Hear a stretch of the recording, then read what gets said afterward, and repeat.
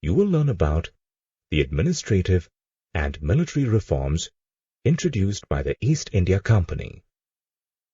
By 1857, about 63% of the Indian territories were under the direct control of the East India Company, and the rest of the territories under its indirect influence. In other words, the company literally had the whole of India under its control and had transformed itself from a small trading company to a colonial power. One of the key persons behind the expansion of the company power was Warren Hastings, the first Governor-General. Under his administration, the company had gained control over 3 presidencies, or administrative units: Bengal, Madras, and Bombay. He appointed a collector in each Indian district, who was responsible for collecting taxes and maintaining law and order. The collector's office, known as the Collectorate, soon became the center of power. Warren Hastings introduced reforms in the system of justice too. All districts were supposed to have a criminal court, or Faujdari Adalat, and a civil court, also known as the Diwani Adalat.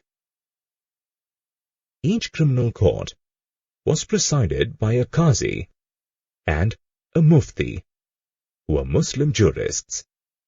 However, they worked under the supervision of the district collector. The civil court, however, was directly presided over by a European district collector, who was assisted by Hindu Pandits and the Maulvis. To ensure uniformity in law, a digest of the Hindu laws was compiled in 1775, which was followed by a digest of Muslim laws in 1778. Apart from this, a Supreme Court and a Court of Appeal, the Sadr Nizamat Adalat, were also set up. The company realized that its real power lies in its military strength. So, along with administrative reforms, it also introduced changes in its military culture too. The Mughal style of maintaining the military greatly influenced the company. The Mughal army was categorized into the cavalry and the infantry.